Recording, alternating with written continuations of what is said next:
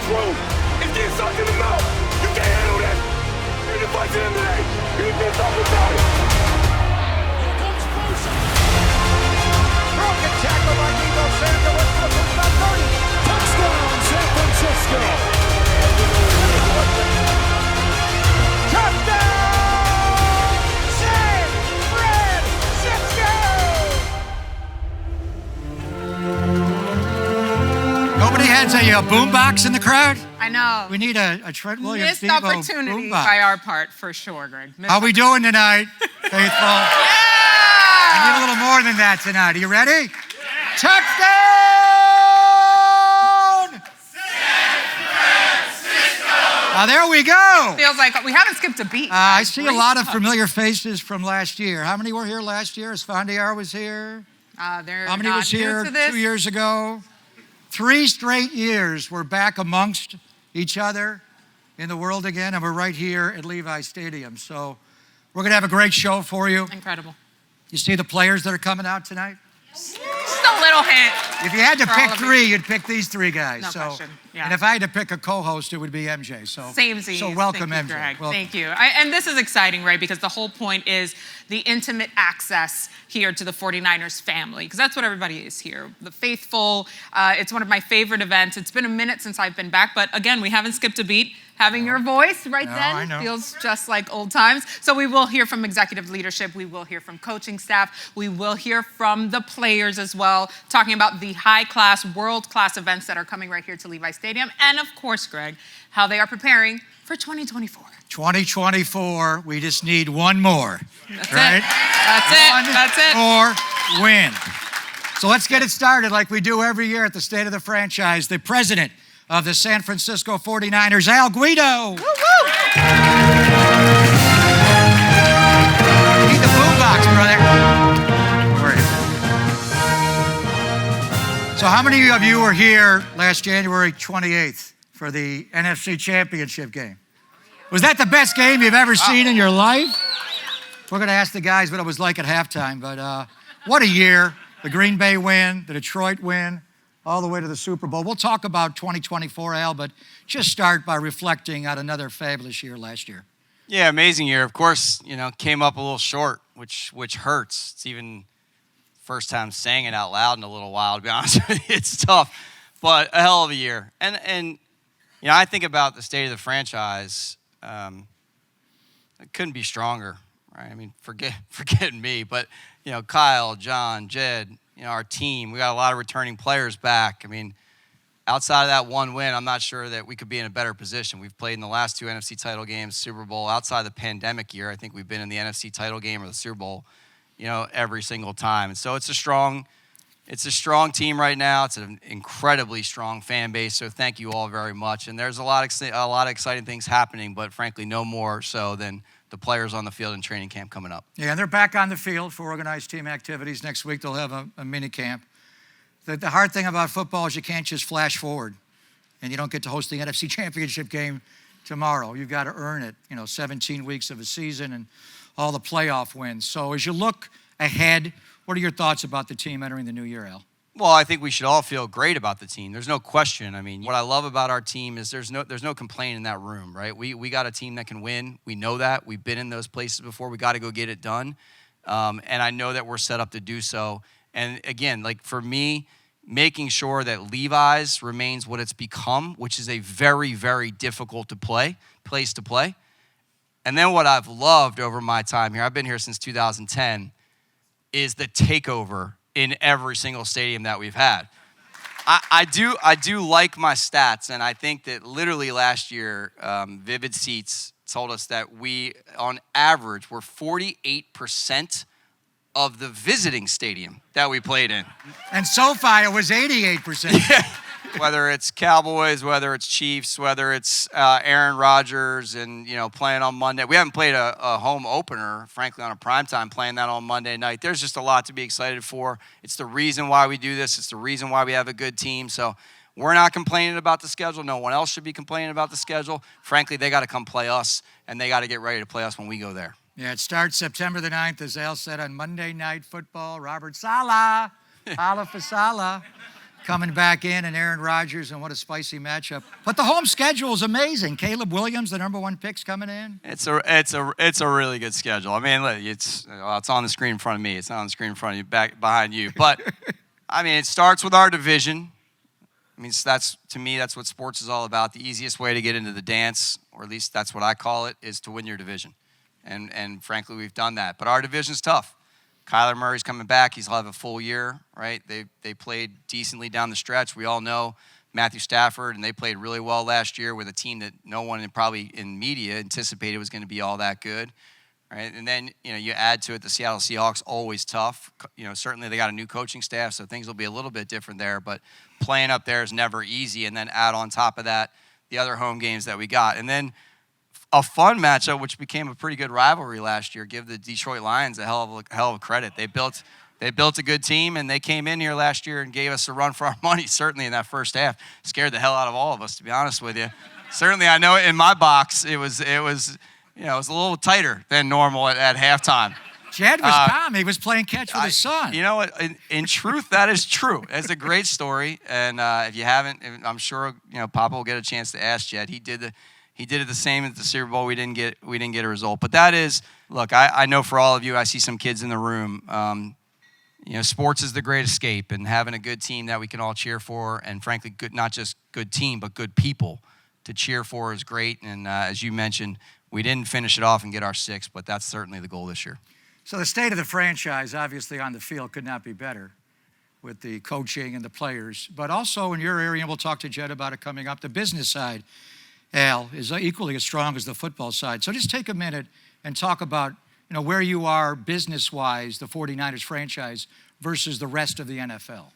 Well, we wouldn't be anywhere without our fans. That's where it starts. So thank you all.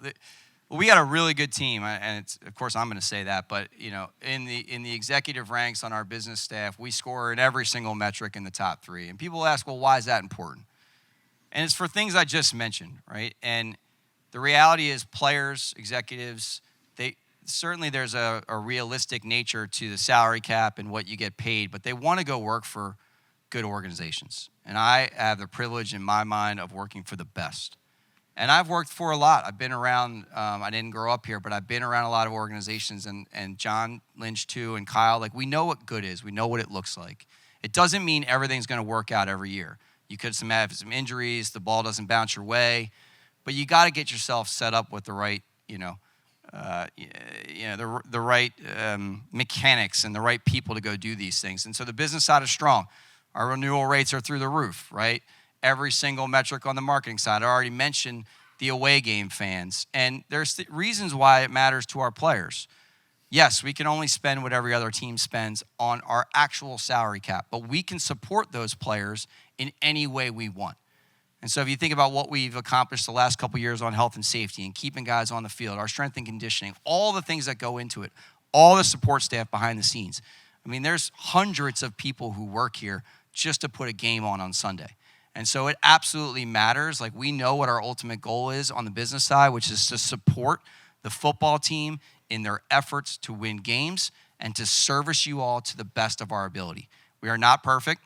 We went through a lot of difficult times, as I mentioned, when we opened up Levi's Stadium, but I am proud of the home field advantage this has become. I know that we're doing a good job on the service side based off our scores and the feedback that you were giving us, but we are not done yet. It is crazy to me to believe that we just got done our 10th year. We're about to have our 10th anniversary, and Levi's 2.0 is going to be the best story and from a stadium perspective that's ever been told. I know that, not just because of what's happening for the San Francisco 49ers, but what's happening not just on the football field. 10 years. Does that even seem possible? They've been playing here for a decade. Place looks brand new. So we know about the first decade. What's in store for the second decade? And more specifically, the next couple of years? You got a Super Bowl coming here and a World Cup? When Jed set out to build this stadium, it was important to us, as what I heard from all the 49ers fans as we were going through that, is of course there's the heartbreak and love that we all felt with Candlestick because we saw so many great memories. And so a house needs to be lived in. And we've now lived in this, and we've had some great memories. The stories told on those games, right? The comeback against Detroit, all the things, that's what makes a house a home. And the other parts that makes it a home is not just the people that come in here, but the people that work here and the events that come. And what it means to this region. I don't need to tell anybody else that coming out of the pandemic, this region, like every region, needed sports to be an economic driver. This stadium, in the first 10 years of existence, has done $2 billion of economic impact. It has employed 12,000 people. It has hosted more events than any other building in the National Football League, and that's outdoor. To host a Super Bowl and a World Cup in the same city, I like to think I'm still fairly young. It will never happen again in my lifetime.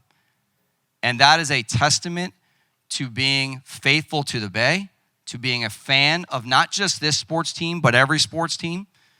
I'm unbelievably proud to support every single team in this region. We call it the Bay Area Unite. It resides and lives in itself of the fact that we actually won the right to a Super Bowl and we won the right to a World Cup is because every single team president from every single team in the Bay is on that board and frankly made that pitch to Roger Goodell. That's how much it matters. That's the impact it will bring. And of course, I know there's a year in between, so we got to go back to back. But I would certainly like to play at home in Levi Stadium in 26. We got one more this year, Super Bowl 59 in New Orleans. We are going to bring out Jed York and John Lynch and Kyle Shanahan in the moment. But a word about your relationship with them and what they have meant from the ownership down and just the continuity of having John and Kyle together now going into an 8th year. Well, those who were here last year heard me talk about Kyle. I'll start with Jed. I had a chance, he got honored the other night in San Francisco for his commitment to the community and what he's done for one of our partners, Common Spirit. And that's not just what he's done for that organization, but it's what he's done for the Bay and his legacy and leadership through the York family at the 49ers Foundation, which is now the largest foundation in the National Football League, giving out $10 million per year. And yes.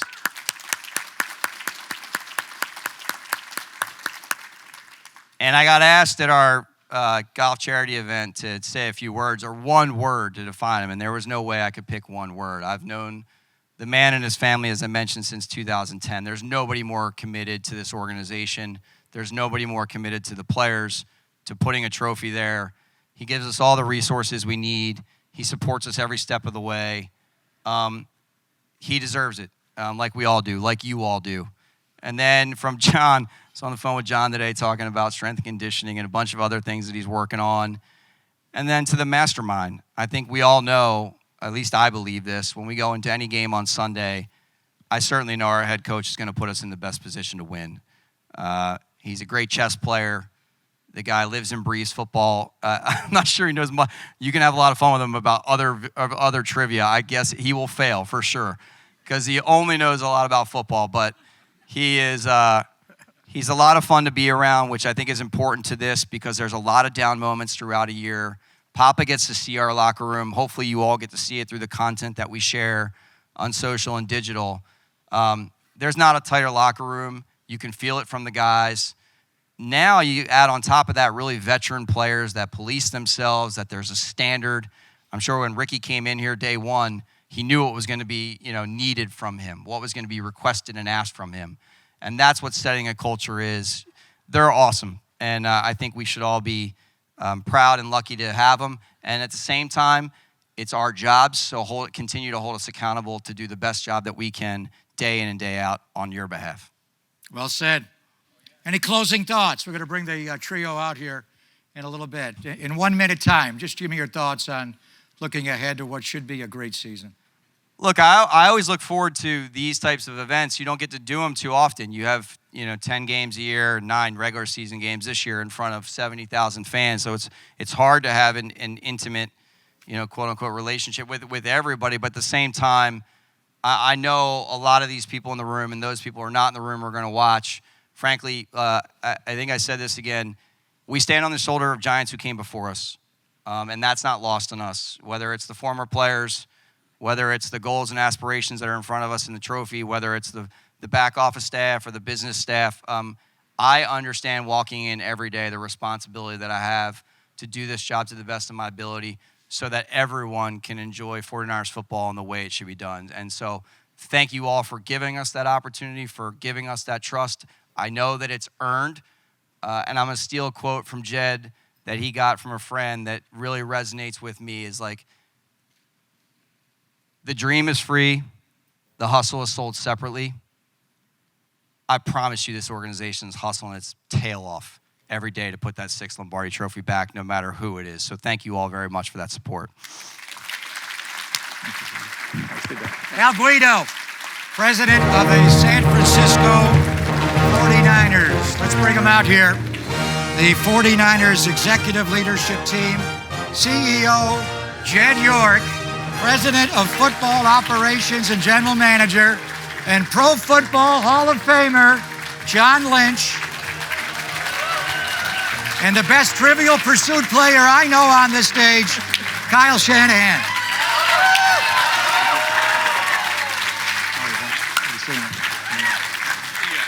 You took my seat.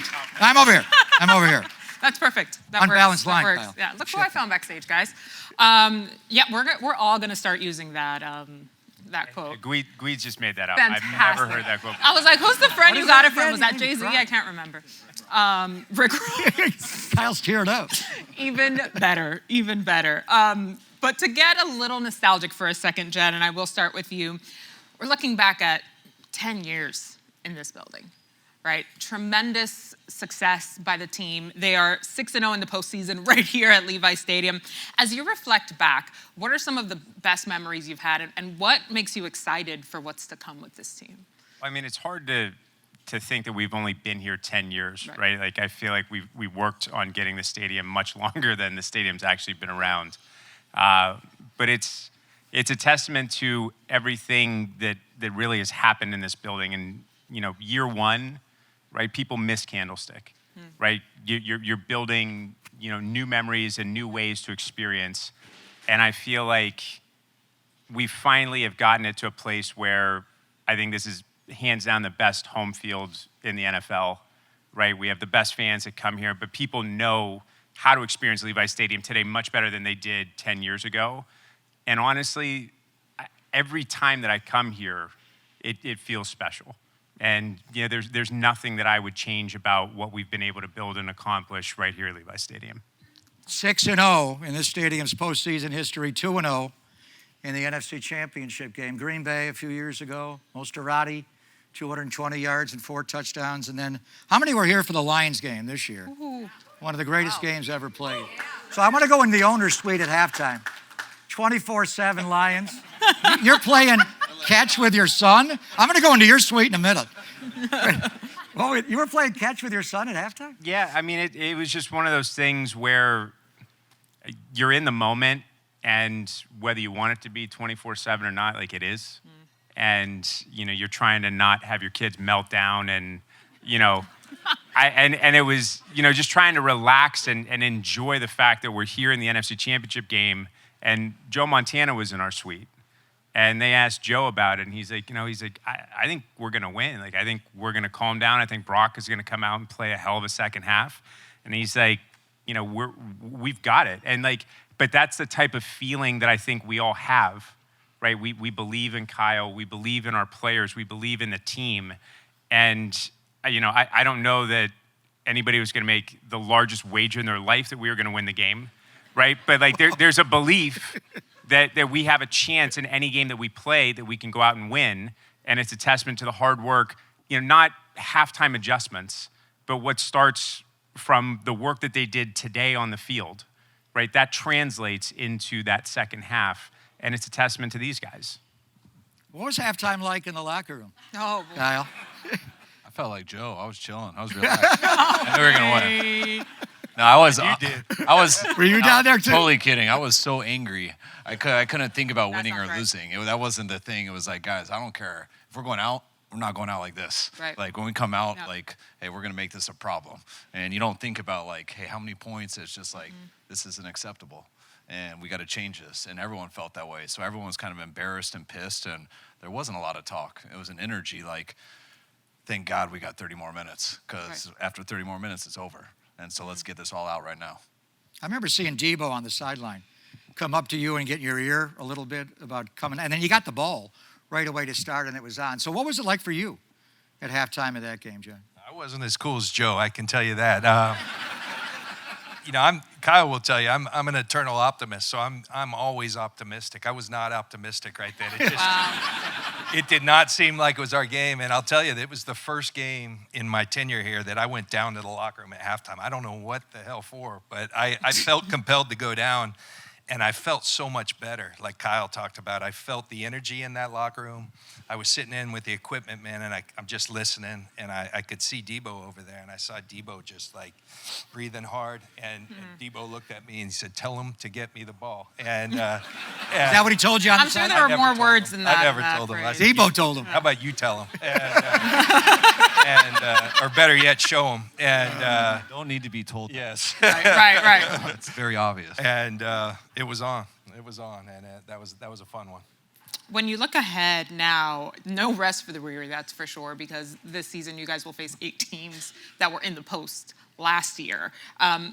When you think about Brock, for example, and you mentioned him coming back and rising to the occasion, we've seen him do that time and time again, fully healthy this offseason. What do you see in his development and how he has really emerged just as a true quarterback and leader for this team? I remember last year, everyone asked me about Brock, and I said a sentence just reacting, not thinking about it. I'm like, no, we're good with Brock. He's the real deal. And then everyone repeated, Kyle says, Brock's the real deal. And like they went huge, and I didn't. I'm like, man, that does sound like a big statement. But it was, what I meant was like we just hung out and went through a lot of stuff with Brock, and we got to see who he is. Like everyone gets to see the type of player he is, but we got to go through practice, through games. I mean, he was awesome in practice, and he's a third-string quarterback, just gets thrown into games, and he's the same way in these games that he was in practice, and each game gets bigger and bigger, and he didn't lose his rookie year. He got us an NFC championship. So you see all these things about his character and who he is. We all know his tape's good, and then he has such a horrible injury, and he's got to come back in this year where it's like, man, we saw in 7 games, like that was pretty genuine, just what we saw on film and the person he is, and then this year it got even doubled, and it's like my experience with players is, I mean, you see the film, you know a guy can play, but like, what are they made of? And like Brock's as genuine of a person as I've been around. And when you have someone who's got like that, such a solid foundation of who they are as a man, like what they want in life, like Brock is a really good person who is totally dedicated to his job and his craft and being the best at it. And he's extremely talented at it. So like whatever Brock goes through, he gets stronger, good or bad. Like, and now I look back on it, and even though I didn't play him, like he is the real deal. No. Like it's just genuine as a person, and it's genuine as you guys see on tape. And when those two go together, just put good people around them that are like-minded, and usually good things happen. He's literally grown before your eyes, from third-string quarterback to starting quarterback, now married man. I mean, the whole evolution, both on the field and off, has been pretty cool, huh, Papa? Without a doubt. Talk about the offseason, free agency, and the draft. Yeah, I think you always hear people say that we're really excited about our team. I think the hardest thing when you've established what we've established in terms of our roster building is how do you improve upon that after a tough loss in the ultimate game? How do you regroup and start to assess, okay, where are we going from here? And, I think you hit it, Pops. The first order of business, where we were going to be picking, you're always looking and saying, Kyle and I often say, if they had this thing right, we would do the draft first and then do free agency, but that's not the way it works. You do free NBA agency does that. first. Yeah. Right, that'd be and then you kind of plug in the holes in the draft, which is really your lifeblood. But the thing we knew, we needed to rework our defensive line, and we wanted to have some stability, because we have excellent high-paid players that Jed has blessed us with the opportunity to have, the Nick Bosas, the Javon Hargraves. We've supplemented it with a lot of guys on one-year contracts, and we've had a great story to tell them. Look at all the guys who've taken a chance with us on a one-year deal, and it's turned into a big-time lucrative deal for them elsewhere. But this year we wanted some stability, so you go find a Leonard Floyd, an established vet, a presence on the opposite side of Bosa, a Yetur Gross-Matos, who was, really a guy out there that we really got a consensus and felt great about him, and being able to add a guy like that for 2 years. And on the inside, a Jordan Elliott and a Malik Collins via trade. We reworked our defensive line, and you're always looking at the draft. And the draft, where we were picking and then just the quality of the class, the D-line wasn't great. So I think we started there in free agency, added some other things, and Isaac Yiadom, probably an underrated. We really think he's going to be a good player for us, add depth at a real important position. And then you go into the draft, and when you're picking 31st, it's a good thing because it means you played well. We'd rather be picking 32nd, but if you're picking 31st, you got to kind of let things come to you. A draft breaks out, and you gotta do your homework such that you're ready. And we're thrilled with the guys we've added. I won't get into each draft pick. What I'll say is collectively, we've really enjoyed working with these young men. They're workers. We love the talent. We love the fit. And we're excited about our group moving forward. I'd love to piggyback off of that because this is the 8th year of this, what I like to call the football bromance, this partnership here, the two of you, really building this team to be successful year after year. How do you find, and I'll start with you, John, you can piggyback, how do you find that your strategy or your approach has evolved since then, since you started? Well, things always evolve. I mean, a guy Kyle worked for and I played for, a guy named John Gruden used to have a saying, I don't know if he made it up, but you never stay the same. You're either getting better or you're getting worse. And so we kind of adhere to the idea of getting better. And it gets tougher and tougher to do when you establish a really good team. But I think it starts with the standard that Kyle's done such a great job of leading our organization that really Jed establishes from the top on down with his family, their commitment to winning and the type of people we want to surround ourselves with. I'll never forget, we went to meet Kyle, who was still working for the Falcons, getting ready for a Super Bowl. And Jed asked the question about culture. And the moment I kind of knew, I was intrigued by Kyle. I had played for his dad, but Jed asked the question, tell me about culture. How do you establish it? And Kyle said something real simple, that was so profound, is culture's the people you surround yourself with. And that just spoke to me because that's what I believe in. You surround yourself with good people who are driven and like-minded, you're going to do great things. And that's what we've set out to do. And we try to add to that every year. We refine our processes. We've had a lot of people picked away from us, Kyle's coaching staff, guys like Adam Peters and Martin Mayhew and Rand Carthon. We're proud of that. But there's also opportunity in that. You bring in fresh mind, ideas and things, and we try to always be getting better. That doesn't, but we always try to get better. And, you were a broadcaster at one point. I was. It's fun. I think we challenge each other in the process, and hopefully it gets better each year. Love that. What about for you, Kyle? You want to be trying to compete every year, and that's really tough. So, you got to have the team. You got to do it all the right way. And I think the best, John, we came here because Jed said he wanted to compete every year, and he wanted that type of organization. And a lot of people talk like that, but I promise not all 32 teams are that way. Right. We all have rules. We all have salary caps and stuff you got to go by. But when we looked at it, we had to ask Jed, can you be patient, please? Because it might take a couple years. But what's been cool is my dad used to say this all the time. He's like, all you want is a chance. Yeah. And there's not 32 teams who have a chance. And we feel each season, it took us a couple years to draft right and everyone to be on the same page and to try to build it. But we feel like we got a chance every year. We're not taking years off. You can't, as people say, you're going for it every year. We are going for it every year. That doesn't mean you can't be irresponsible and just trade draft picks away and just spend money because that'll catch up with you the following year. So every decision we make is always about going for it, but also not trying to screw us for the next year. So it took us 2 years to kind of get it there. And I feel for 6 years in a row, every season we've gone in, and I feel like we have a chance. And that's exactly what we want. And you want that, you like that because of certain things and stuff, but no matter what happens, coaches you lose, players you lose. If you're doing the cycle right and you're doing things the right way and you have some luck, you don't have bad luck with injuries and stuff, you always have a chance to get to that tournament. And if you can get in the playoffs, then you never know what's going to happen. That's it. When this franchise was winning every year, they had two Hall of Famers, Coach Walsh and John McVay, the former coach. Did you ever imagine when you put these two guys together it would last, kind of a Walsh-McVay length, Jed? I've done more coaching searches than I'd like to admit. But that's always my thought process is I want somebody that's going to be here for a long time.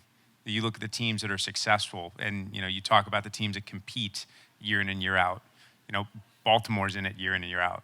Like, they've had the same people for a long time. Pittsburgh, like you look at those clubs, Kansas New City. England for a long time. Now Kansas City, right? Like, there's a reason why teams that have a great coach and a great general manager and they have a great thing going, they have a chance. You know, you have to get in, and it's very, very hard to start anew, right? Like, it's very hard to bring in a new group of people, try to change a culture, and get your set of 53 players in versus somebody else's.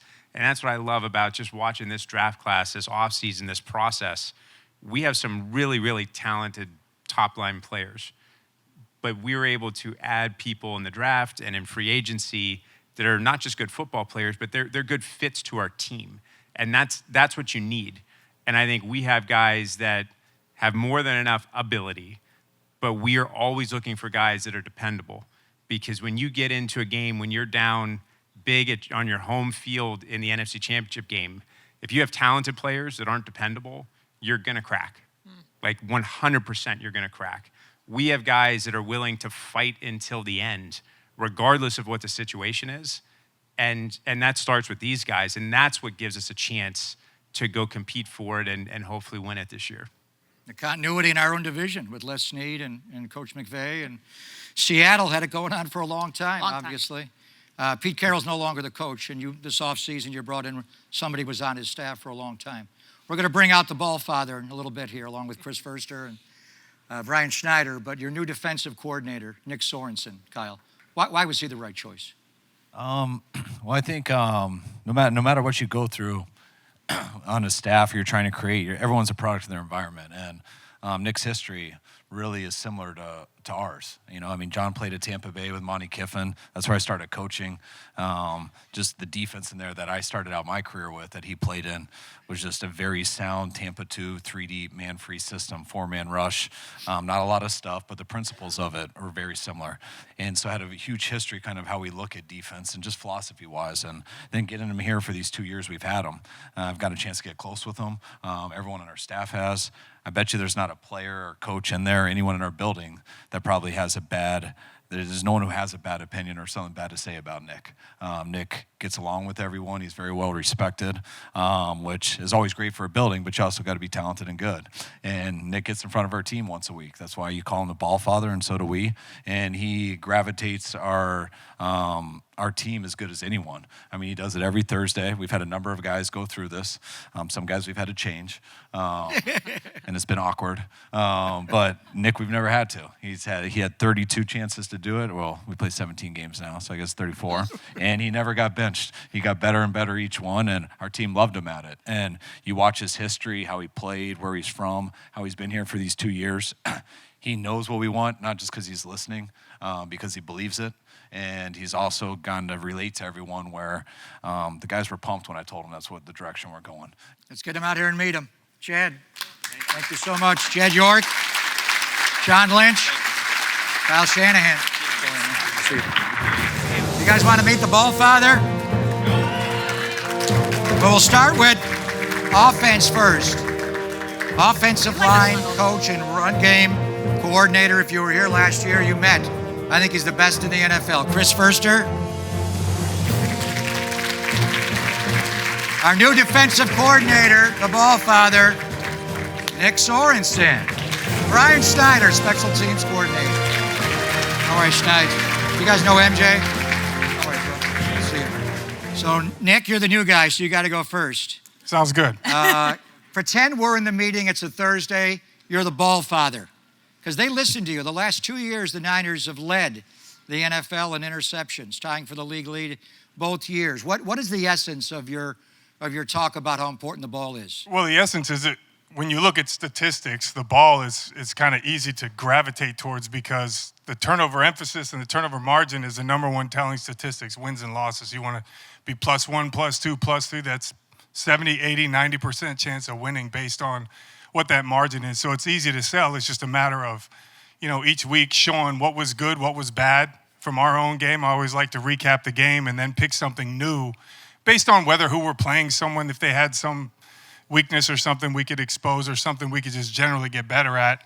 It was picking a different, aspect of the game. What can we get better at attacking the ball, protecting the ball, and then creating it something that every single person in the room has a piece of that. Whether you're blocking for the guy with the ball or you actually have the ball, everyone's a part of it.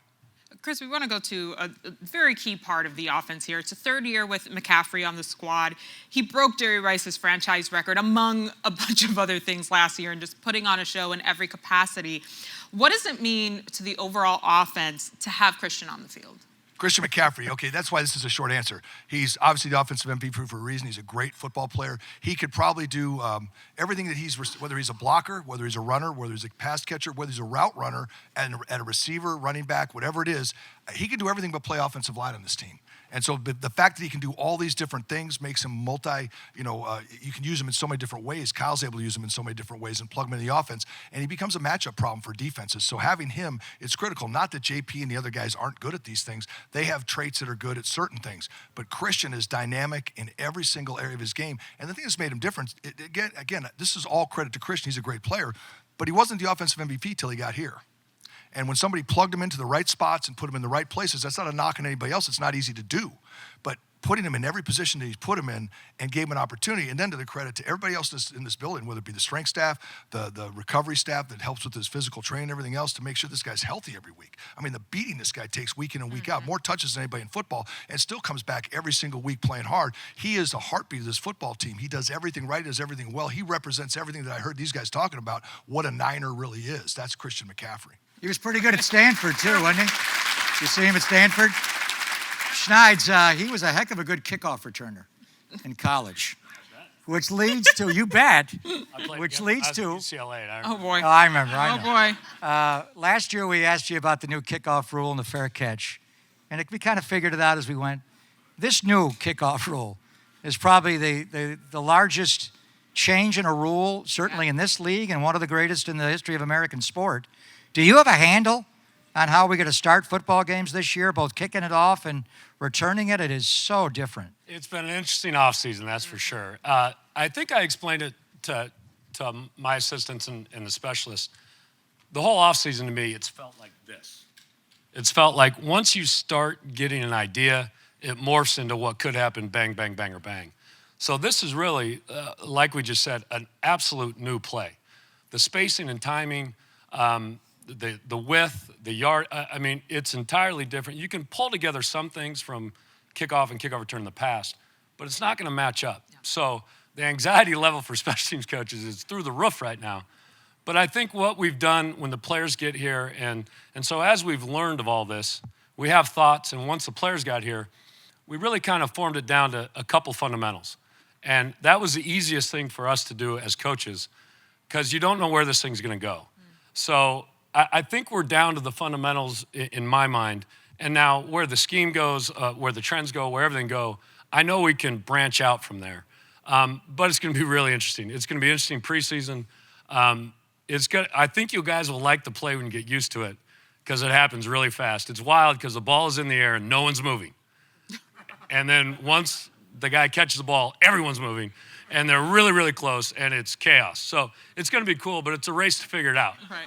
And I think we're on it. It's going to take all of us a minute to adjust to it for sure. Nick, I want to go back to you, and this time of year it's so important because like so many of the fundamentals get put into place, especially for the new guys that come in. Think about a guy like Nick Bosa who has emerged so tremendously over his time in the league.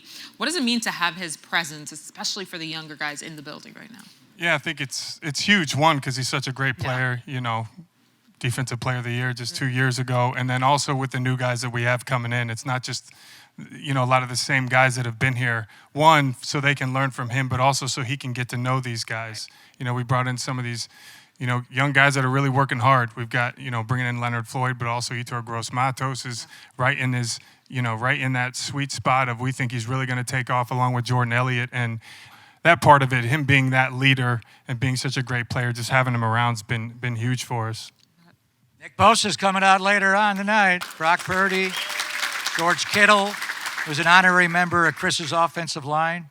The point you made about McCaffrey was interesting. Christian has been an excellent player in this league for a long time, 1,000 guy. But he comes here, and he's the best offensive player in the league, and he shatters, a lot of records on the team and leads the league in rushing, which speaks to your offensive line.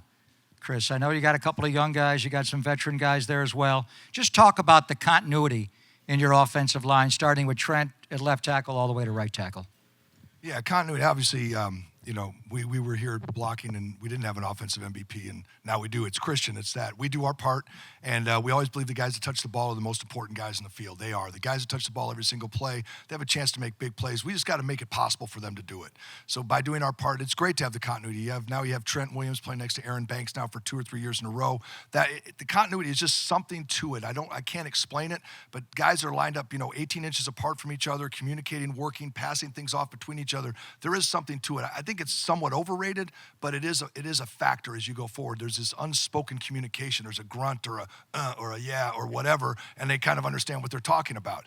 Really, really smart guys. Our center, Jake Brendel, coming back now. He had to take over for Alex Mack, and his first year start. He's really starting to come into his own as a player, and does a good job running the group. Very, very, very hard on himself and hard on the guys around him. So he's a great leader for the group. Then we have Spencer Burford at right guard. Last year he split some time with John Feliciano, and we have both those guys in there working. And then Colt McKivitz at right tackle. Great group of 5 guys that have all now weathered they've been through some big games together, some great comeback games, some good games. We've had a lot of success, games that we've struggled through, that they've all played together and weathered it. And at the end of the day, we have so much skill and talent at every position. There's really, who else are you going to blame, right? I mean, they're the guys that are going to take the heat. When you look at all the good players on our team, we have the best receivers, the best running backs, the best everything, right? Highest QBR in the NFL this year. These guys up front, they have to bear the brunt of it. We've got to do our part every week. It's a challenge every week. They've taken it on. They've done a good job, and they're a really great group of guys to work with. A bunch of guys that have had to really earn their way into this thing. If you look at it with Trent, number one draft, one of the top draft picks in the league. Our left guard's a second-round pick, and these other guys are lower-round picks, guys that weren't expected to be the top-of-the-line guys. That's not a credit to myself or anything. It's a credit to Kyle's offense, and it's a credit to the guys and how hard they've worked. And that's the character of the players that we have, not just up front, but everywhere on our team. The offensive line, they carry so much of the burden and get very little credit, which drives me insane. So much that they do similar, Coach Brian, to kickers. There's one job I don't want to do, and that's being kicker. If the game comes down to you and it's all on your field goal, no thank you. It's too much pressure. I can't handle it. But somebody who can is Jake Moody. Especially we saw him at the Super Bowl, multiple 50-plus yard field goals, unbelievable. Going into the second season with him, what have you seen in his progression from last year? Yeah, it's been really cool for Jake to get away after the season and really kind of process everything. And what he does is he goes through the tape, and then he goes through kind of what the week looked like, what the day looked like, what was going on in his life, and tries to put it all together. And then when all the players come back, we sit down with Mitch and Pep and all the coaches. And by the way, Mitch has been an excellent mentor to Jake. It's been really cool to witness that, of all the things that all these young guys go through as they start their career. Mm-hmm. So that's been really, really cool. So then we sit down and we go through everything. And what we're doing is we're just trying to get to the truth. And it's awesome when you can have older guys kind of put together the week, what happened in the week, what happened the day of the game, what happened in life, and all those things happened. So as we got there, the number one thing that showed up is the lessons that Jake learned. And there were a lot. And they were situational, they were game, they was through the week. I'll just give you an example of the list we went through. Preseason, it's hard for all rookies. They finish their last year of playing and they go right to working out. They go right to the combine. They go right to individual workouts. So Jake was kicking that whole time. Then they go right to their team. And so you really have to monitor all rookies, but especially punters and kickers, because you don't want to wear out their leg. And also you're concerned they're not getting enough work. So it's a fine line. So Jake's built for this. When we went through everything, and the number one thing he said is, I was the most excited, I felt the most alive, and I loved playing in the Super Bowl. And for a rookie to say that, I always thought I saw that in him in a weird way, but for him to verbalize it, to watch the tape, he set the record on the first kick, which was broken. But to me, we had an unfortunate miss that really affected the game. And then he comes back and hits a 53-yarder with 1:57 left. It just speaks to who the kid is. And around him every day, I know exactly who he is because he's so consistent. And I trust it. So you guys, as his career develops, I think he has such an awesome base, and he's so talented. You guys are going to see exactly who he is when he gets the opportunities. So he's going to be fun for you guys to watch. I love that. 2 50-yard field goals in the Super Bowl as a rookie. Are you kidding me? John talked about some of the additions, Nick, to the D-line. We're going to have Nick Bosa come out and talk more about it. But losing Eric Armstead, tough. You know, obviously a great player here for a long time. But you added a couple of inside guys, couple outside guys. Talk about the guys on your D-line, the new guys. Yeah, I think overall, just this whole offseason, the coolest part of going through this, obviously it's a new role for me, but this building has a culture that's been established for a long time, right? Starting from ownership on to Kyle and John, it's been that way, and it's been carried out through the players. And the really awesome part of this offseason is the guys that we targeted and that we brought in that were free agents, but also the guys that we drafted are really our type of guys. And that's where once we finally get them here, you hear stuff, you do your research and you do all that stuff. But when you actually get them here and get to know these guys and see how they work, because we practice hard and we practice different, and they all know that once they get here, but to actually see them embrace that, which again, the standard has been set and fulfilled by the players that have been here, which we have that core group, and now we plug these guys in. All it did was just raise the level of competition by the whole team. And really with those guys up front, yes, there were some changes, but Leonard Floyd, he's been successful for a number of years in this league, but he still works as if every single play is his last, which is what we are, which is who we are, which is not going to change. And then you have the Yetur Gross-Matos. Like I said, he's not a household name, but it's someone that we wanted, had heard that he works this way. The tape was that. But then to see him actually doing this every day, Jordan Elliott, same way, we got him from Cleveland. Inside Malik Collins, who's been established. It's just these guys that we're excited about that fit us. Some of them have had experience in the system, so they know a little bit. Others don't, but they translate towards that system. And that goes also with like Devondre Campbell. The guy's had success as a linebacker. He was with Green Bay. But early in his career, he played in Atlanta, so he's had success in the system as well. And these guys have been around the league. They know how we practice, how we work. They respect us. I think Leonard Floyd said something pretty cool last week or the week before about, playing grown man football and stuff. That's kind of the respect that we want to have, and that those guys they understand what they're walking into, and then carrying that with our guys that are already here. Like the standard's been set, and they've been doing it ever since they've gotten here, and that's what's cool, even with the rookies. All-father nailed it. Nick Sorensen, new defensive coordinator. Thank you, sir. Thank you, guys. Great job. Nothing but Pro Bowlers and all-pro players and maybe a few future Hall of Famers coming up on the stage tonight. Here we go. All right. The People's tight end from Tight End University. All-pro George Kittle. Pro Bowler. First Niner Pro Bowl quarterback since Jeff Garcia. Brock Purdy. Brock's the best TV actor, by the way, on the stage tonight. Isn't he good? How are you? Good to see you. Celeste Nick Bosa. You're familiar with number 97? Defensive Player of the Year, Nick Bosa. How are you? Good to see you. What's up, bro? Down. Can you believe, do you know you're the longest tenured 49er on the roster? Well, Juice got signed about a month before I got drafted. So, okay, so technically it's him? On the drafted 49er. Yes, You want to do it that way? That is homegrown 49er? Yeah, one place, baby. I know. You're staying here your whole career? We're going to lock you up? Love to, man. Franchise tag you. Why'd I want to leave these great people? You know what I was thinking about? Thank you. And you guys obviously are in the same situation, but he's been here the longest. When you open the season on Monday Night Football against the New York Jets, that'll be the first time that you begin the season in the home stadium where you play with fans actually in the seats to watch you play. Have you thought about that at all? That is a lot. I think 2017 we played Carolina at home. But that was about the only other thing I've... Not on Monday Night Football, though. No, not on Monday Night Football. Right. Actually, fun fact about Monday Night Football was I was down at an event in Miami, and I ran into a Jets front office guy. It's like 2 weeks before the schedule release, and he was like, yeah, I can't wait to see you guys on Monday Night Football. And I said, oh, we're playing you guys on Monday Night Football, huh? And he was like, oh, that's a rumor I heard. I was like, you told the wrong guy. I'm telling everybody. George Kittle on IG. Yeah, I was like, oh, I have no loyalty to you. I will tell everybody. Incredible. So what are your thoughts about that game? Aaron Rodgers, Robert Saleh How about going up against your former defensive coordinator? Robert Saleh, you know, we got some former teammates over there that they've picked up. You know, it's going to be a really fun time. Monday Night Football, Levi Stadium. Anytime there's a primetime game here, you know, the fans go all out. It's a great atmosphere, so it's going to be really, really good for the NFL, you know, to show two good teams. It'll be fun. They're, you know, they feel like they didn't have a fair shot last year, right? They didn't have the quarterback that they wanted, so they're going to be angry, tough, and mean, and then they have to go up against us, who is, you know, that's kind of been our brand of football. So it'll be a really, really good game. Yeah, we heard earlier someone mentioned, was it Leonard, who said, I'm excited to play grown man football. That's a nod to the physicality of this team, no question.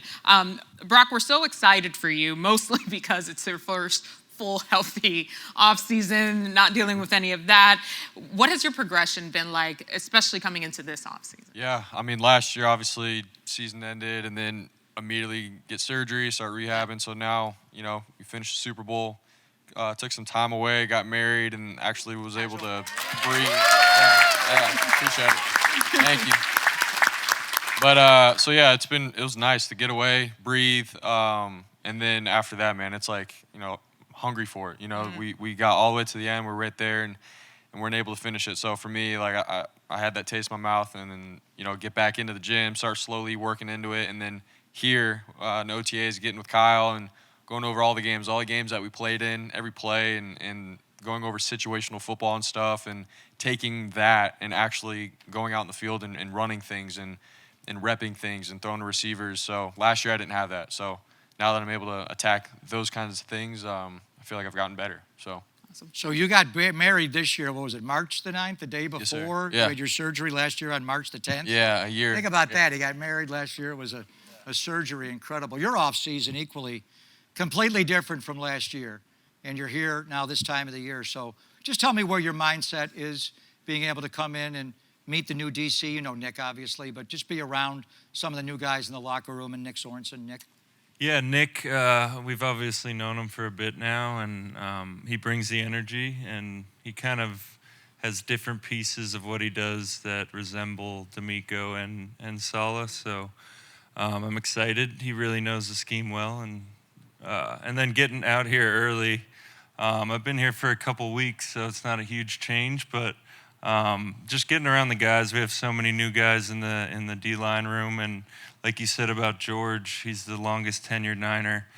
I'm the longest tenured D lineman in the room now, so I'm feeling a little old. Wow. So yeah, I'm no longer a little rookie or a young guy. What do you make them do now? Is there hazing involved with that? I think You don't do that, do they you? ended that, at least. And I hated when people did it to me, so I'm not going to make them do anything. But it's a lot of good dudes, a lot of really high potential guys, and I'm excited to see how we get going.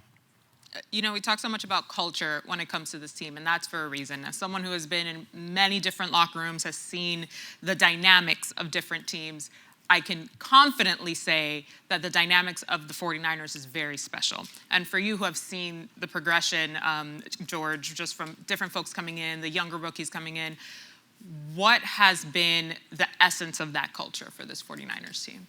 That's a great question. I think really it took us a couple years to kind of figure that out early on. You know, 2017, you know, we started the whole thing off 0-9. Then we won some games at the end, got everyone's excited. 2018, we had some crucial injuries, tough year. And then 2019, we were able to kind of have a foundation. 2017, 2018, some young guys step up, some vets kind of lead the way. And then 2019, we were able to, you know, draft a couple really good players from, you know, Bosa to Debo, Dre Greenlaw. You know, we were able to bring in more of this foundation of young guys. And then we've just been kind of building from there. And when you have a good core group of really good players, they kind of just set the standard every single day. And so when you bring in new guys, they look at Nick Bosa, they look at Fred Warner, they look at Debo, Ayuk, and they're like, hey, I want to be, you know, a really talented player, and, you know, they do the right thing, so I want to do what they do. And it just kind of levels up everybody around you. And then you throw a guy like Brock in, who you can tell, like, his hunger for the game every single day at OTAs, practices, camp practices, whatever it is.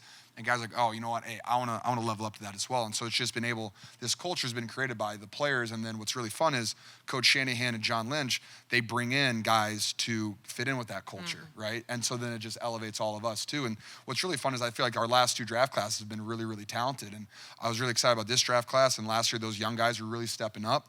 And so we're just looking forward to, continue to practice, see how these guys grow a little bit and see how they can contribute to this team and to this culture. Yeah. Wild to hear you talk about the 0-9. The media side, Papa, there's no I jerks fun, in the locker room is what I'm trying to say. Everyone's really cool. Right. Everyone is really cool. Yeah. Oh, without question. So it all changed when he arrived from 0-9 to 8-0. Congratulations on everything you've done, Brock. And a couple of Thursdays ago, I was down in San Jose at the Dwight Clark Legacy event, and Dre Greenlaw got a great trophy this year. But at the end of it, they had a panel, and they had 4 quarterbacks up on the stage, and they had Steve Young, they had Jeff Garcia, they had Alex Smith. Alex drafted number 1 overall. I think you went late in the draft, right, as far as I remember? Jeff wasn't drafted at all. Steve had to go to the USFL. But what I loved watching you up there, it's kind of like you around the building where you're seeing everything, you observe everything, but you were listening. You were like a sponge. You were taking it all in. What did you learn that night, just listening to the stories of Steve Young? Jeff Garcia had some crazy stories, funny. And Alex Smith really opened up, Brock, and was really honest. Yeah, it was pretty sweet just to see the different eras of quarterbacks that night. Steve Young talking about the grit, coming to San Francisco, backing up Joe, but also, being ready to play and playing and having success while Joe's here. So going through all of that. But at the end of the day, how blue-collared it was back then, how gritty you had to be. Same with Jeff Garcia. Undrafted guy, Canadian football, still trying to find his way, gets a shot and an opportunity behind Steve, and then flourished after that. And then Alex Smith's story is pretty sweet, just because these other guys sort of had to fight and claw and get an opportunity. Alex was drafted 1st overall and didn't have anybody to learn from or build, have someone build him up. He had to learn on his own. And so then we sort of talked about how when he went to Kansas City, they drafted Mahomes, and he sort of was the guy that he never had.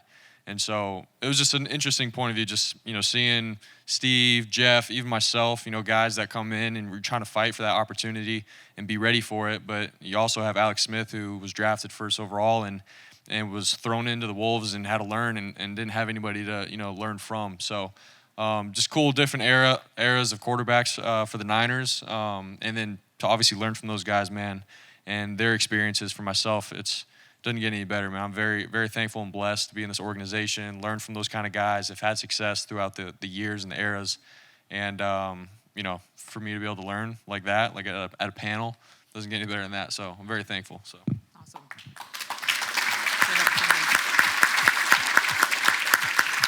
Nick, I'm just thinking back to you saying you're the longest tenured guy in the defensive line. Like, that's wild to me because I vividly remember when you came in after you got drafted and that introductory press conference. If you could think back to that, Nick, and what would you tell him now that you wish you knew then when you first got into the league?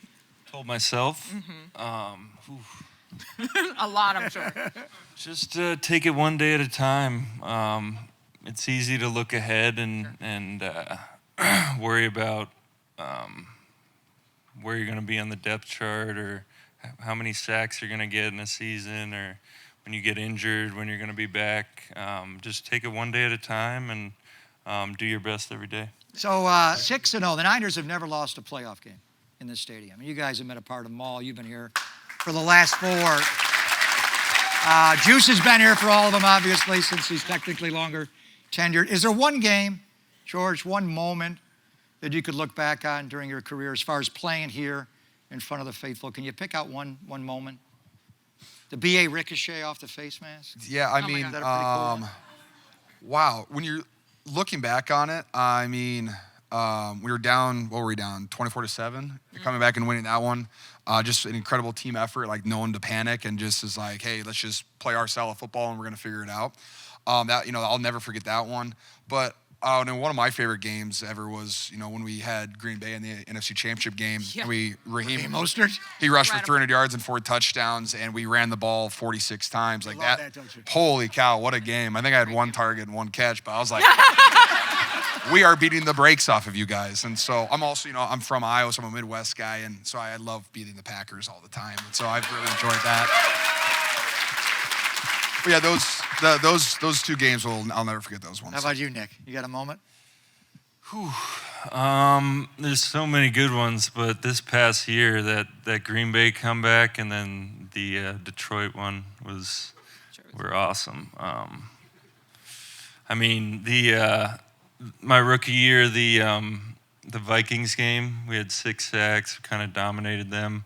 And then, watching our offense that year just run the ball down people's throats was pretty fun for a D-line to sit back and watch the clock tick.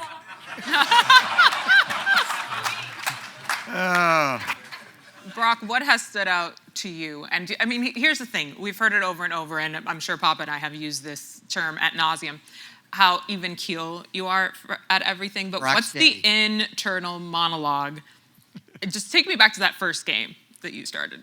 It was against the Bucs, Tom Brady and all that. But for me, going into that game, I knew, like, all right, this is my one shot, my one opportunity. And, if it doesn't go well, they're probably going to bring in another guy. Like, who knows what's going to happen. So there was that whole mantra. But for me, I knew right when I got in and we started playing, and it's 11 on 11. It's the same game I've been playing since I was a kid. So I kept it simple, got dudes around me that can ball, and all I had to do is make the right decision every single time and be consistent with that. Our defense is going to ball out and, try to win. But I just try to keep things simple, and that's whether things are going good or bad. Like, you can make so much stuff up in your head that's not real. And so for me, I'm always like, all right, what's real?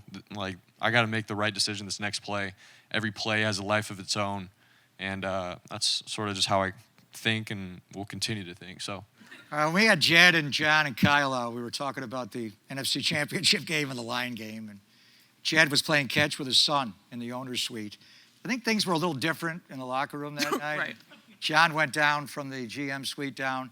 Nick, what was it like in the locker room at halftime of that Lion game down 24-7? It was we kind of try to keep everything the same, no matter whether we're getting beat or we're up. You just try and come in, go over what the issues are, figure it out, and I didn't really see anybody feeling bad, feeling sorry for themselves, or any really change in anybody. I think we were still confident. I think we got the ball when we came out, and you just try and keep even keel, same mentality, and keep playing ball. Kyle said he was angry. Kyle was angry? Yeah. That's not surprising. Still the same. So everything the same is what you're saying. Yes. Yeah. That tracks. This tracks. Fantastic. Brock, what was it like for you at halftime? I mean, same thing. Like, I knew that we had the squad to do it. If we're going to come back, then this is the team to do it with and do it for. So it was quiet. There wasn't any rah-rah. I mean, the defense, the coaches were always talking throughout the year, so they did their thing. On offense, Kyle went over the plays that we're going to come out with, and we all looked at each other and just like, all right, let's do it. There was no freaking out or panicking. Like, we're professionals. We do this for a living, and we had belief and confidence in one another that we're going to get it rolling, and we did. So, Georgie, what flipped that game around? I would say, no, we didn't turn the ball over. We got a turnover in the second half. That's football. If you take care of the football and you get some interceptions, fumbles, whatever it is. And, fortunately, then our guys started making plays, and they had a couple mistakes in the second half that just kind of left the door open for us. And, with the way that Brock has been playing all season, since he's been in, just being able to rip it, find the open spaces, and get the ball to guys like Ayuk, to Debo, to McCaffrey, to myself, Juice, Jawan Jennings. Like, we've got a plethora of weapons. So Brock was comfortable, and he was just throwing it back there, and then he was running around like that little water lizard that I, mentioned last year. And, and he kind of won us the game with his legs too. So, like, when you have someone that's poised like that, like, none of us were ever nervous by any means. It's just kind of like, are we really going to, like, let this opportunity slip? It's right here. We're at home. We have the team for it. Like, all we have to do is just go play our football, and, that's all we had to do. And that's what we did, which was really fun for us. Defense made plays, offense made plays, and next thing you know, we're winning in the fourth quarter. The water lizard at a pair of 21-yard scrambles. I remember the 10-yarder. People forget the Dallas playoff game the year before. That was a 9-9 game late in the third quarter. And the two of you That was fun. Hooked up on one of the greatest plays when you rolled to your left and threw it back over the middle. How many times did you tip that ball and went 9 yards down the field off the helmet? And what was that play like? We had an incomplete. It was 2nd and 10, and I had no business catching the ball in that play. Yeah. No business. It was a rollout, and I'm going through my progression, and George is it's one of those plays where he's in on protection. And, it just sort of broke down. I had the edge, and I'm like, all right, no one's here. And I look back, and there's George with his chipped tooth. Literally doing that. Running down the middle. I'm wide open. I was like, all right, dude, let's see if we can get it done. And we did. That was awesome, man. Great catch. Thank you. Best catch of your career. You had a few one-handers. I've had a couple good ones in my career. Never off the face, though. So No, that was- Yeah, Ayuk was just copying me. He saw Yeah, the the film. face. That's all it was. Kittle started it, didn't I want to finish by pouring into the room a little bit because we talked about the game day atmosphere here at Levi Stadium, but the Niners faithful travel, I think, better than most fan bases across the league. So can you each just tell us from your perspective, walking onto a different stadium and looking up into the stands and seeing so many of the fans and how that affects you, George? Yeah.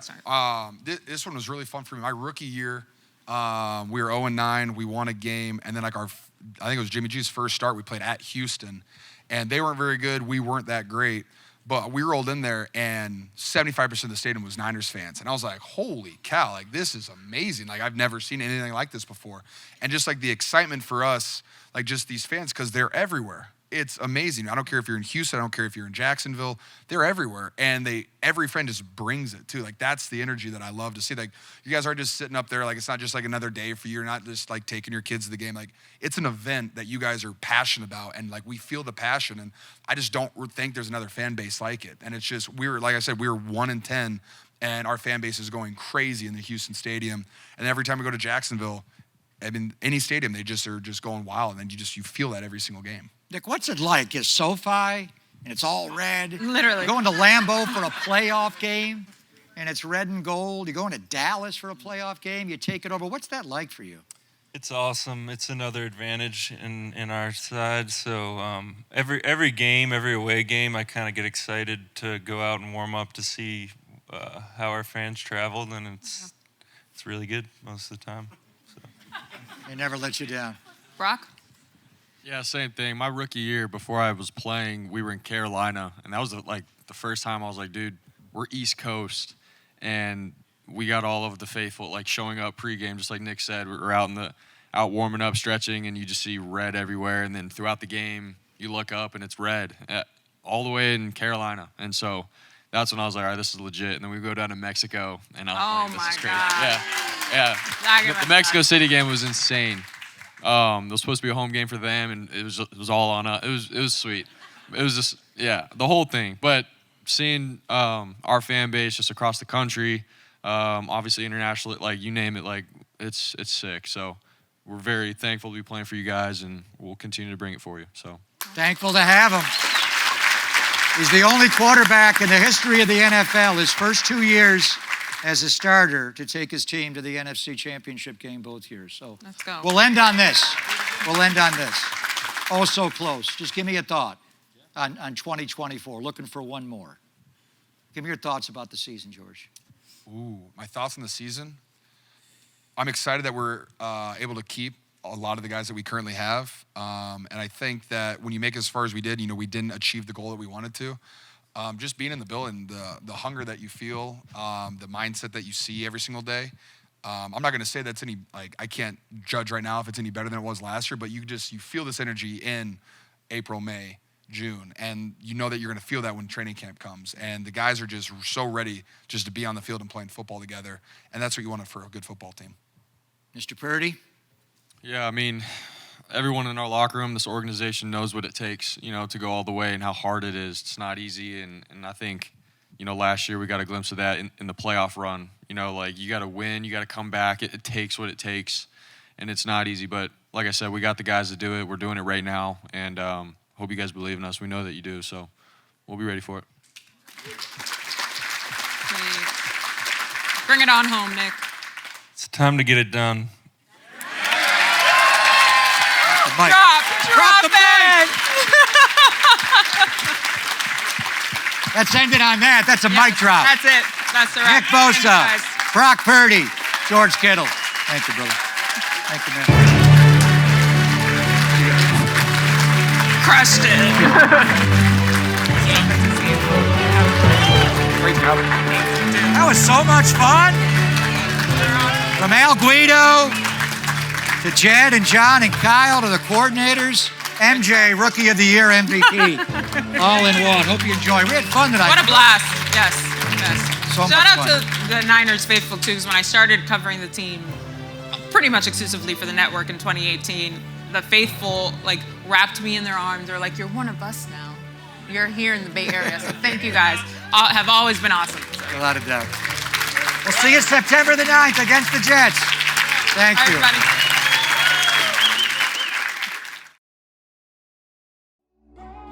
Make sure you subscribe.